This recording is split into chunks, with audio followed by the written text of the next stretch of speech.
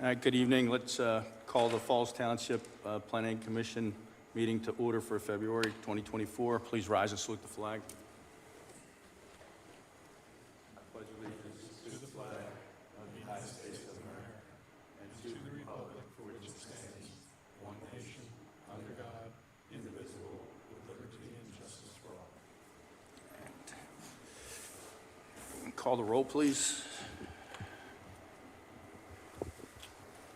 Mr. O'Brien? Present. Mr. Benny? Here. Mr. Everett, present. Mr. Hartzell? Present. All right, we have a quorum.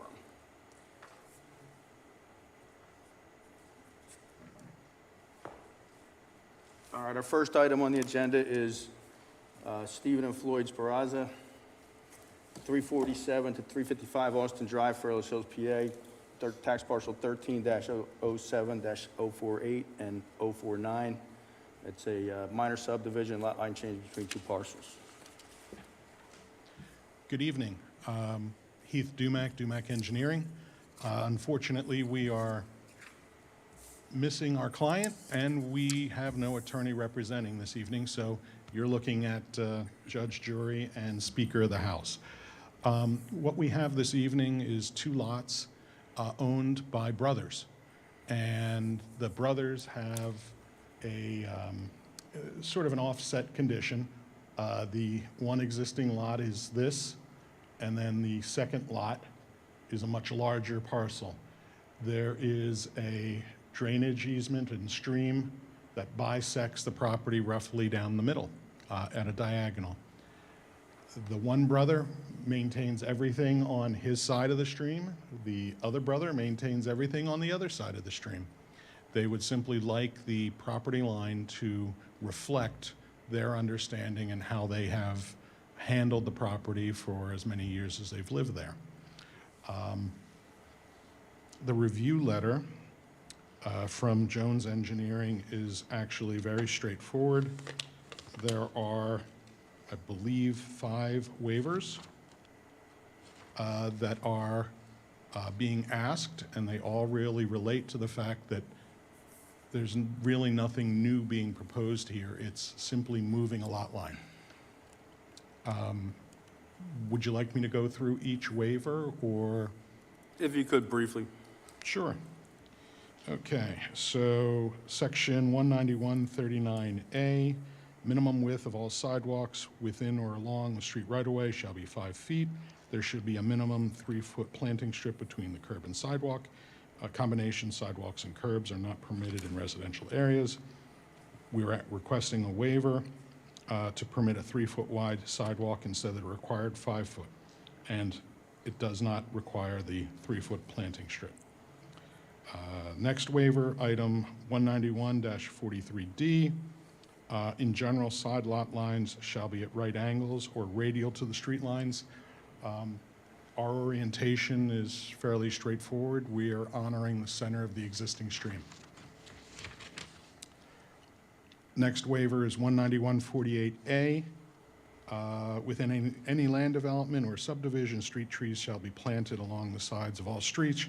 Where suitable street trees do not exist, no owner, applicant, or person having the possession or control over any lot or parcel of real property shall permit or cause to be planted any trees within the planting strips between the curb and sidewalk.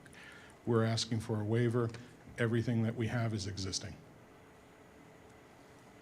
Next waiver is 191-52.1, identification of lands with national resources. Applicants for a subdivision or land development shall identify all natural resources on a lot.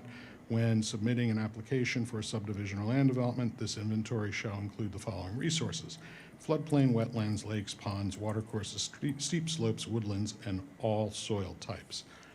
We're not proposing any disturbance. We're not proposing any construction. It's simply moving a line. And the last waiver, 191-79C2 and 3, the location, names, and widths of streets, location of property lines. Basically, this is all the existing features. We are asking for a partial waiver. We have done the field survey work for the existing site. We're asking for a waiver for any additional surveying that needs to be done to identify the other resources. In the general comments, items 1, 2, and 3 are all will comply.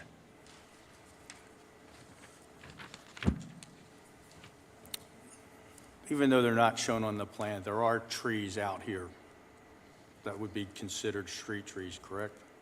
I believe so, yes. Is there any questions from the board? Do me a favor, though, when you put the monuments in the stream, take a picture, because I want to see it. Yes, sir. We'll make sure we do it in August when it's nice and dry.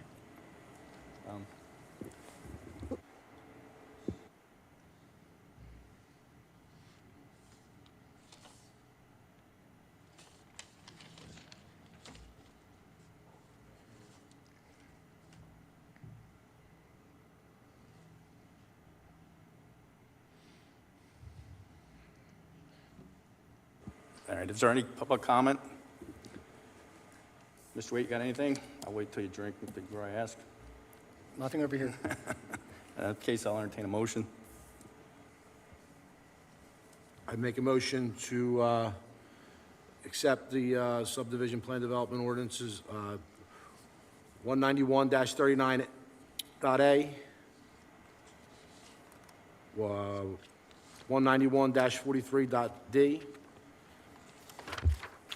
and 191-48.a, 191-52.1, 191-79.c.2 and 3. For the record, Diane, that's waivers, recommended waivers. Recommended waivers, yes. I'd like to second the motion. Motion's made in second. Poll the board, please. Mr. O'Brien? Yes. Mr. Benny? Yes. Mr. Everett, yes. Mr. Hartzell? Yes.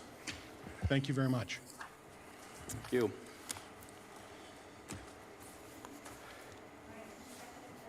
Pardon me?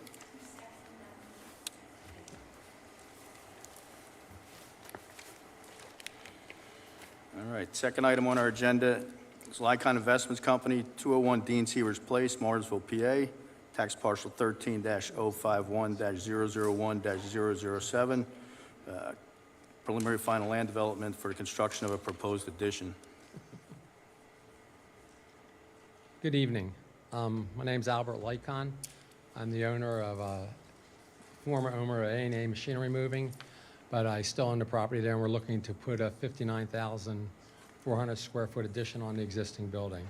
I'm going to ask Mr. Dumack to address the engineering, but before that, I just want to address two things. One is as far as parking and as far as traffic. Currently, we're at 201 Dean Sievers Place, and we rent 70,000 square feet at 600 Dean Sievers Place. The purpose of this addition is because we're going to be losing that spot.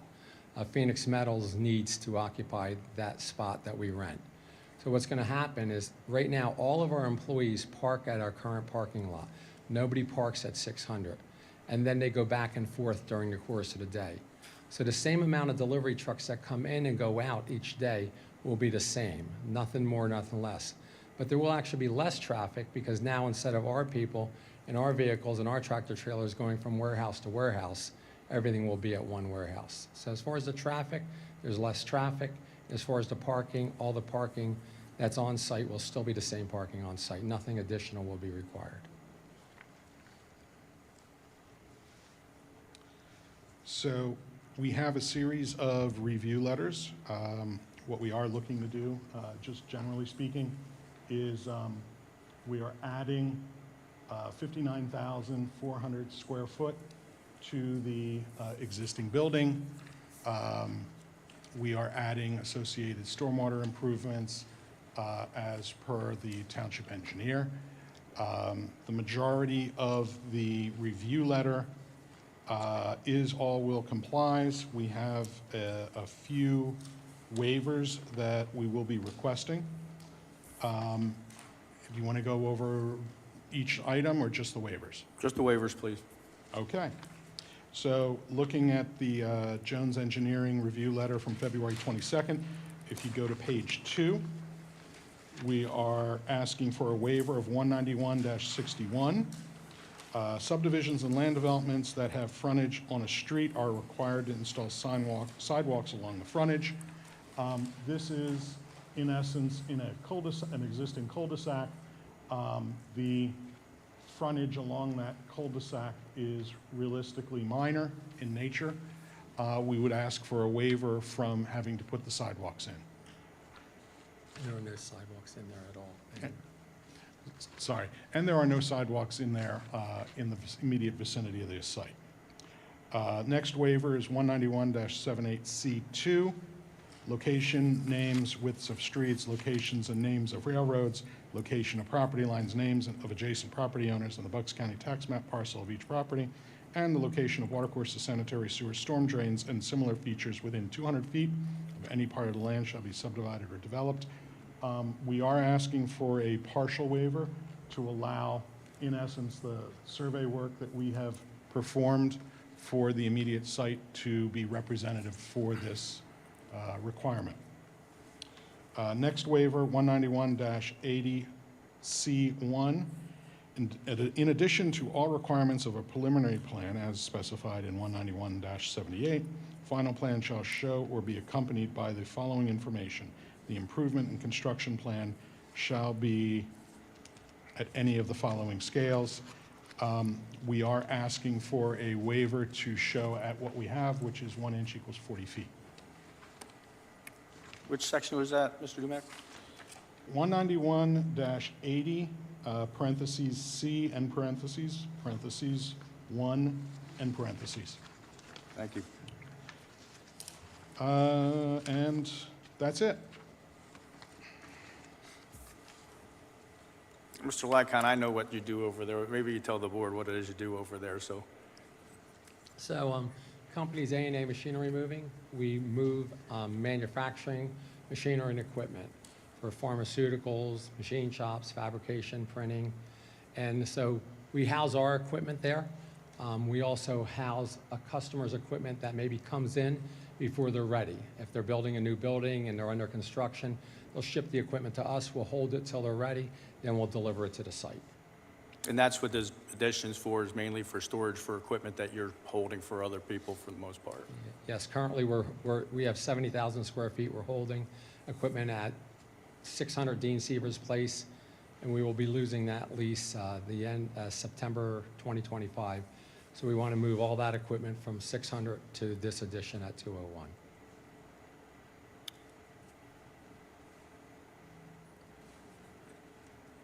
And will comply for the Remington-Vernick traffic engineers. Yes.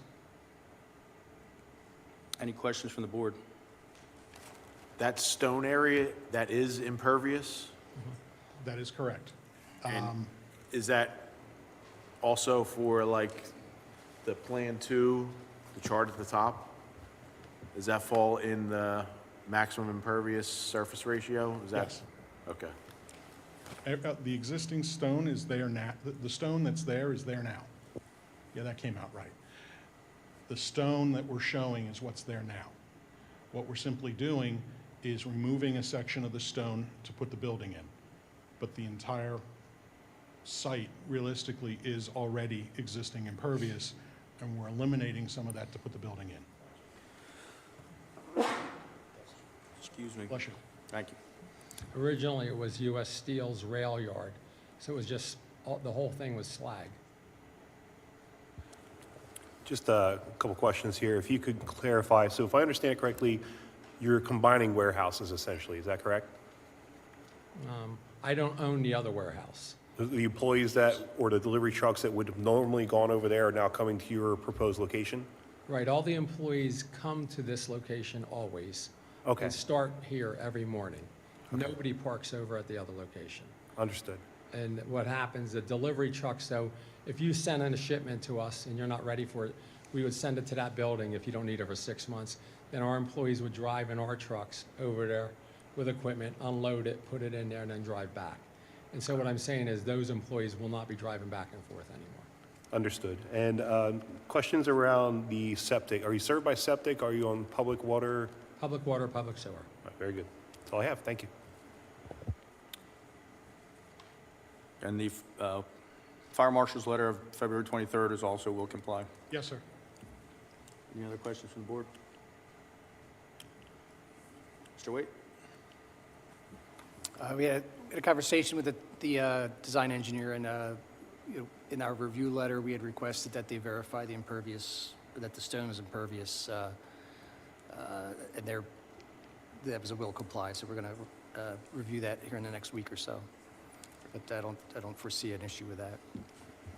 Thank you. Is there any public comment? Seeing none, I'll entertain a motion. Second it. I will make a motion for lot 13.051.001-007, preliminary and final land development approval with the Jones Engineering letter dated February 22nd, 2024, with will comply for all conditions with the exceptions of 191-61, 191-78, C2, 191-80, C1.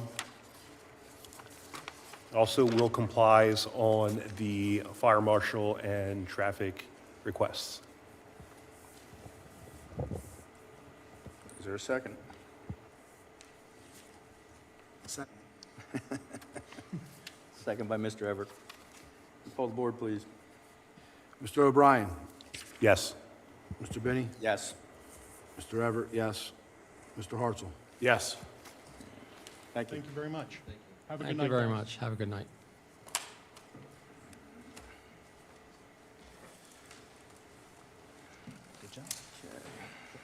Next item on our agenda is a McGill Fairless Composting, 1000 Tyburn Road, Morrisville, PA, tax parcel 13-047-062, amended final plan for composting facility.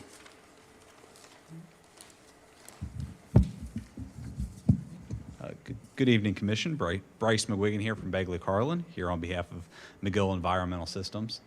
I know that I think we have everything uploaded onto this. Hang on. Oh, there we go. Perfect.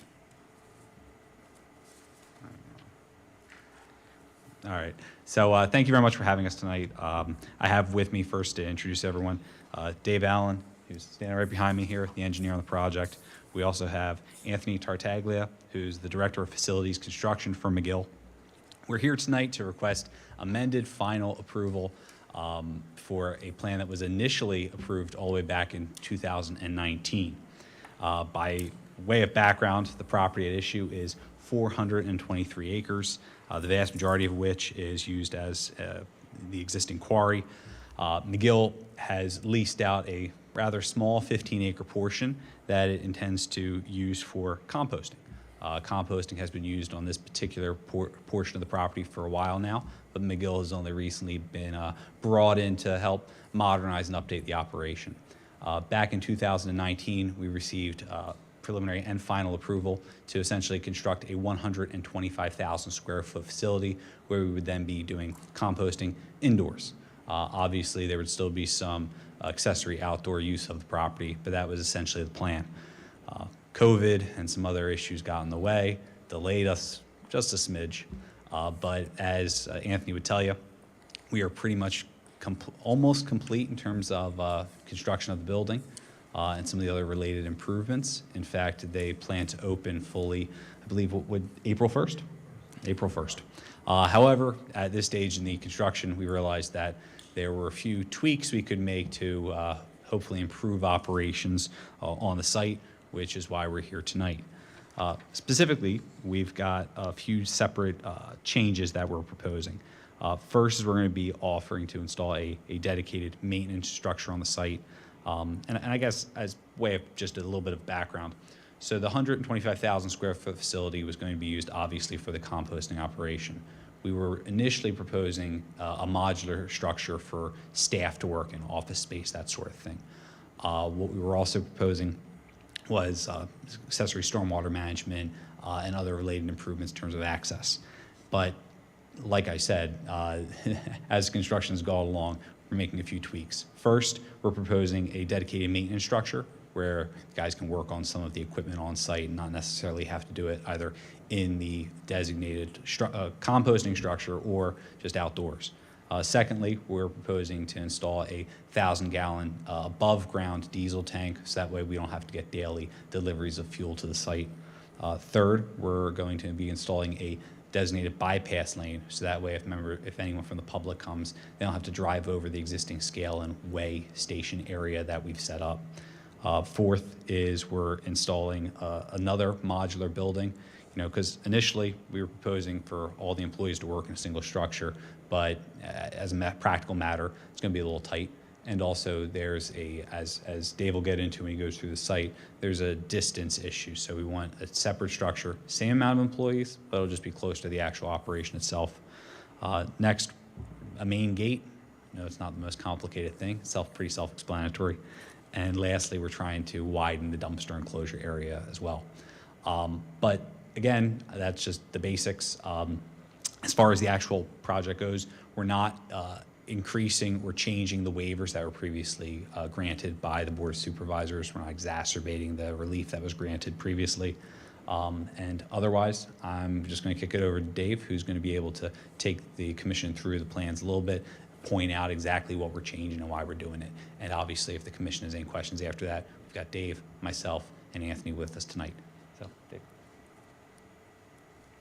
Thank you, Bryce. That was a great summary. My name is Dave Allen. I'm a senior project manager at EarthRes Group. We're the civil and environmental engineer for the McGill project. And I'll go through the specific changes.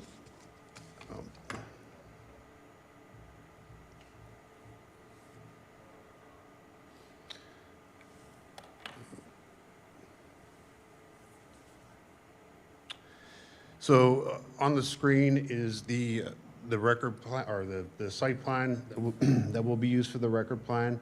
The main facility is in the center. It's a 125,000 square foot composting facility. As Bryce mentioned, it's substantially complete construction-wise, with operation slated for April 1st. It's hard to see here, but on the top left, there is a parking area. And here.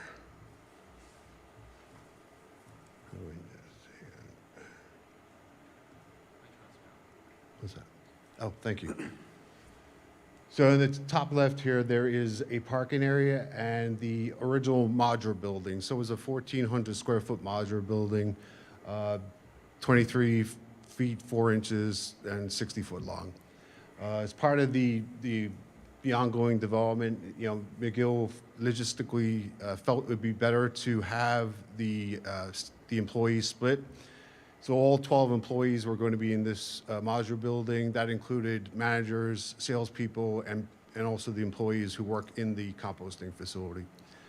What we're proposing to do is, in essence, put another identical modular building closer to the facility, this is the modular building, and that would be just for the employees who are working in the composting facility. So salespeople, managers would be in the one in the top left, and the facility workers would be in the new building in the center here. And I will just turn to zoom in of the site. So, oops. Okay. So as mentioned, the top left is the approved location.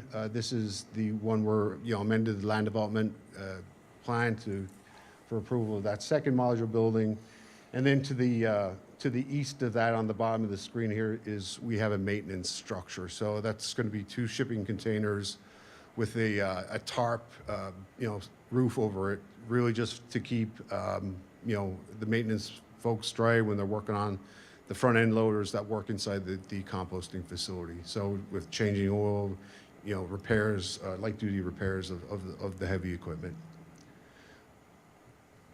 What I'll also have on here is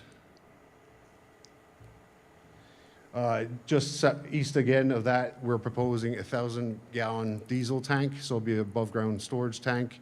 As Bryce mentioned, it's really just to alleviate the need for, a fuel vendor to come in here every day and fuel up the equipment. McGill will have on-site storage for diesel. The other thing that we needed to do, or we need to do as part of the DEP solid waste permit, is we needed to widen the dumpster enclosure. They're required to have 3 dumpsters for use for public drop-off. In reality, the public recycling drop-off, as you know, would be the landfill.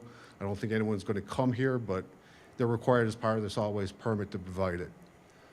That also sparked the discussion about if someone came into the site, how could they safely navigate out of the site. So one of the things we talked about is there's a potential for someone to come in here, use the public recycling drop-off area, and then want to leave the site and go over the scale. Now, it's a ramp up and on the scale and then a ramp down. It's not unsafe per se, but someone who's not used to an industrial site, we felt it better to provide a 15-foot bypass road so they can drive around the scale. We received the letter from Jones Engineering Associates. None of the comments or issues, and there's no waivers, as Bryce mentioned. So happy to answer any questions.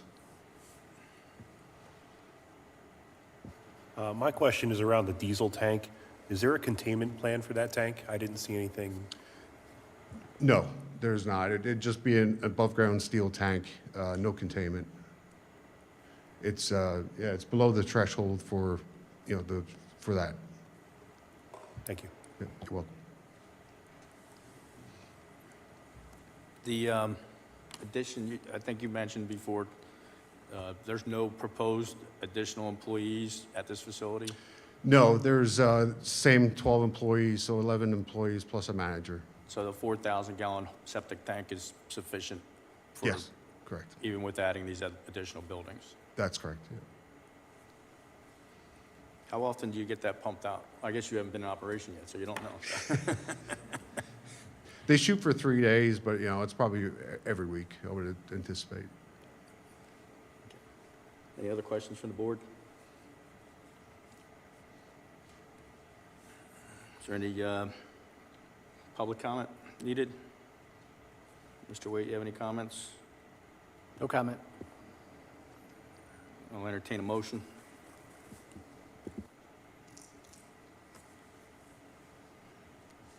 It's an easy one. Come on. All right.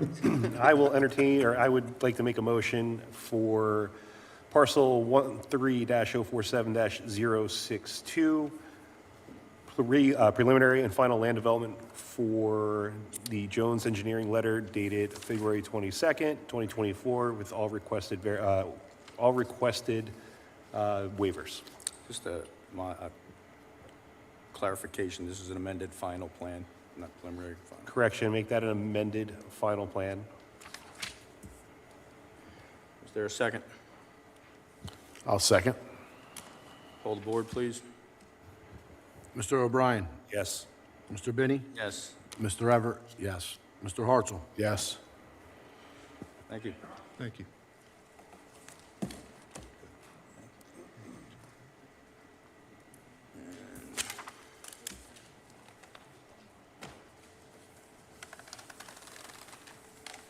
Last item on our agenda, well, next to last item on our agenda, is Keystone Trade Center, Lot 20, 801 Dean Sievers Place, Fairless Hills, tax parcel 13-051-001-005. It's an amended final plan for bulk storage warehouse and the refinery warehouse building.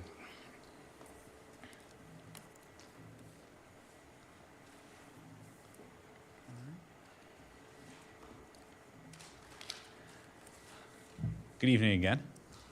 Bryce McGuigan, still from Begley Carlin.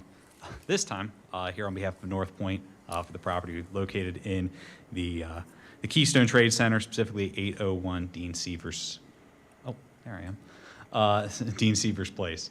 I have with me tonight first Tim Casey from Gilmore and Associates, who's the engineer on the project, together with Peyton Harrison, who's representing North Point here this evening.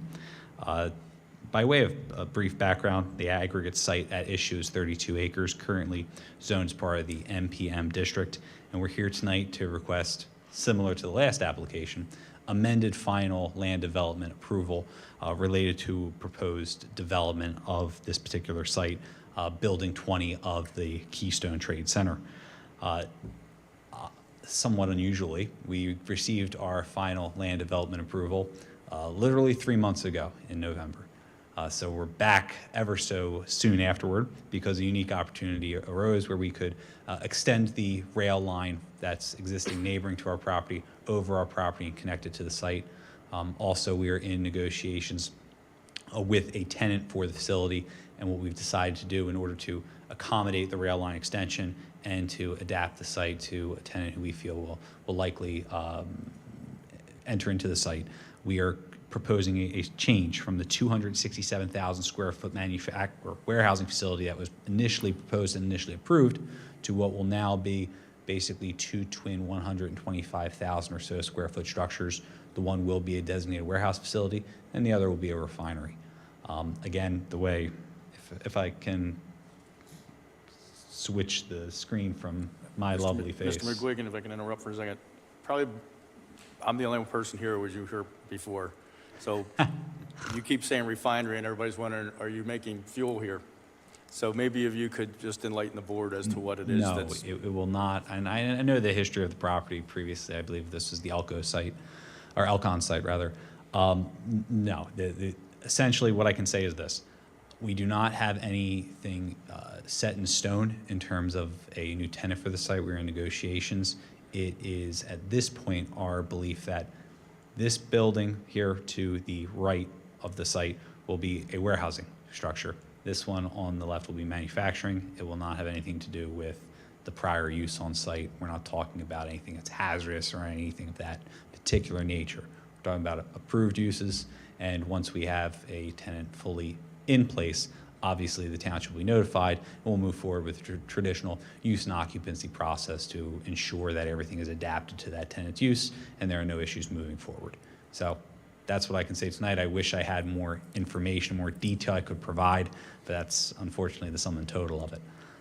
But to briefly explain, being as the board has changed somewhat since the last time, let me pull up the original approved plan. All right. So initially, we have here the property at issue. It was one 267,000 square foot structure accessible off of the drive. Again, it was going to be just a single manufacturing warehousing facility. Sorry, it's been a long night. With parking all around, as you can see.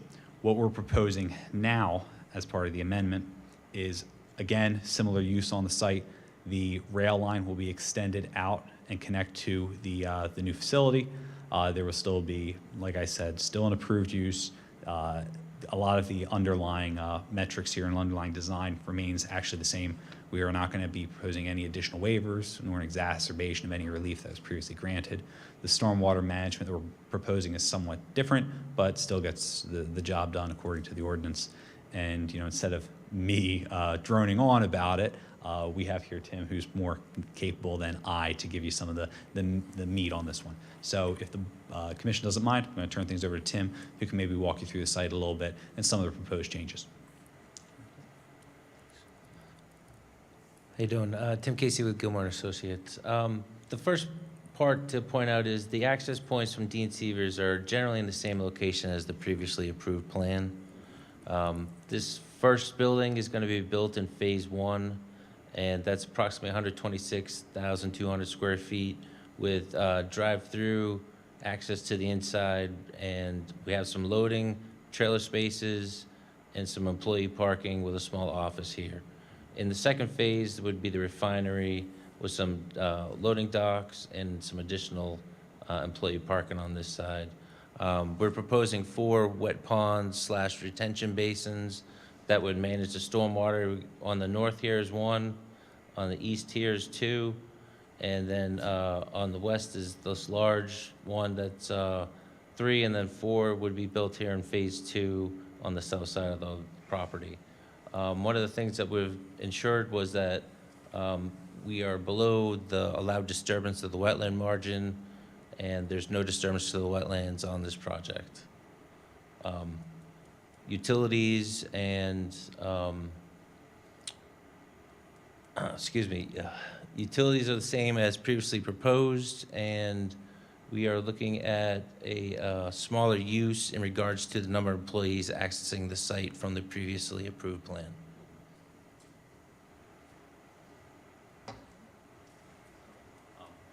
Like I mentioned, we have, Tim, if the board's any questions regarding the project from an engineering perspective. We also have Peyton here, who, like I said, represents the owner of the property. So if the commission has any questions regarding the changes that we're making, more than happy to discuss those. But again, the one thing I do want to stress is that we are not increasing the relief that was previously granted by the township literally 3 months ago. It's mostly a layout alteration rather than something that substantively has an impact on the actual design of the project. And I don't know if I heard it or I didn't hear it, but the Jones engineering letter is all will comply. Is that One second. Yeah, we actually haven't received one yet because I believe we submitted this rather in close proximity to the meeting, and the township was very kind enough to allow us to present this evening. Oh, thank you very much.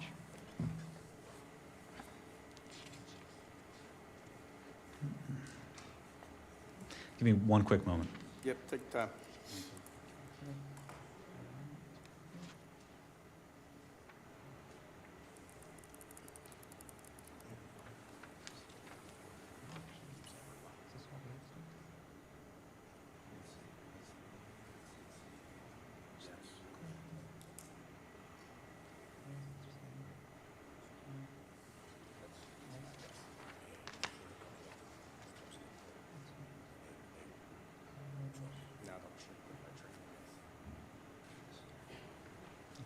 All will comply.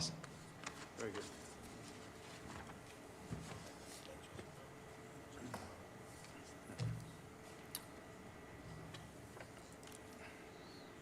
And obviously, the fire marshal is a will comply also, correct? Obviously, yes. Otherwise, it'd be a short meeting. I don't know. I mean, I think I think I can sway Rich. I really think I can. No, obviously, it will comply. There's no public here, so obviously there's no public comment. Mr. Waite, you have any comments? No additional comments? Any other questions from the board? Entertain a motion.